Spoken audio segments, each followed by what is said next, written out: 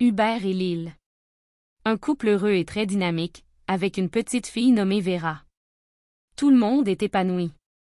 À l'âge de 14 ans, Hubert devient trop protecteur de sa fille, très strict à la maison et même dans son entourage. Vera sortait uniquement pour aller à l'école accompagnée par son père. Son père Hubert était devenu méconnaissable. Vera et Lyle sa femme étaient tellement coupées du monde et sans voix. Elle vivait sur les interdits au quotidien et même dans son église où Lyle était très impliqué dans les activités pastorales lui était désormais interdit. Personne ne pouvait comprendre le changement Hubert qui était auparavant une personne très joyeuse et très sociale. Chaque fois que Lyle était seule dans son coin, elle pleurait en priant, demandant au Seigneur de lui ramener son Hubert. Du jour au lendemain, les deux membres de la famille ont commencé à vivre l'enfer. Hubert refuse le dialogue. Plusieurs fois Lyle a initié le dialogue sans succès. 1 an, 2 ans sans parler à quelqu'un sans avoir au préalable obtenu l'accord de son mari. Lyle, orpheline, a grandi avec son frère et le mariage avec Hubert les a un peu éloignés, encore plus maintenant. Puis le matin du Nouvel An, Hubert demande à Lyle de partir de chez lui en lui annonçant qu'il est amoureux de quelqu'un d'autre. Malgré les pleurs et les supplications de Lyle, Hubert reste de marbre. Lyle quitte son foyer sans sa fille. Les premiers jours furent difficiles voire très difficiles, elle voit l'image de sa fille en chaudes larmes, la suppliant de ne pas l'abandonner. Malheureusement Hubert avait tout décidé. Lyle allait régulièrement à l'école voir sa fille et un jour sa fille lui annonce qu'elle va se marier.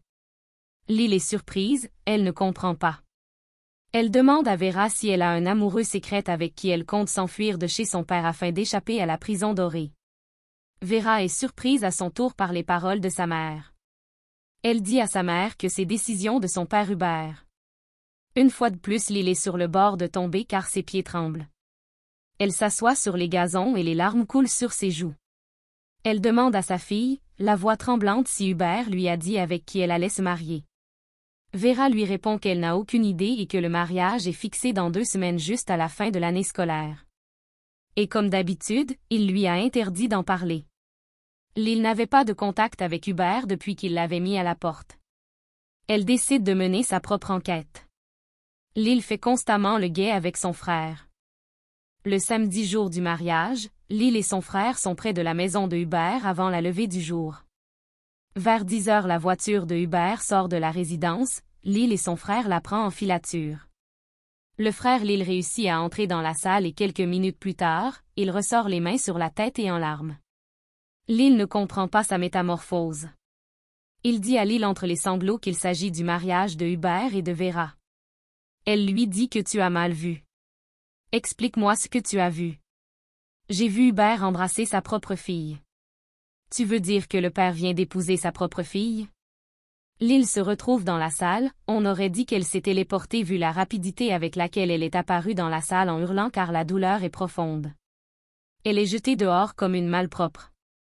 Les connaissances présentes ne font aucun commentaire. Malheureusement, Lyle est retrouvée logotée et morte 3 jours plus tard dans un boisé. Meurtre non élucidé. De l'union entre Hubert et Vera est née une fille et un garçon. Puis quelques années plus tard, l'histoire se répète.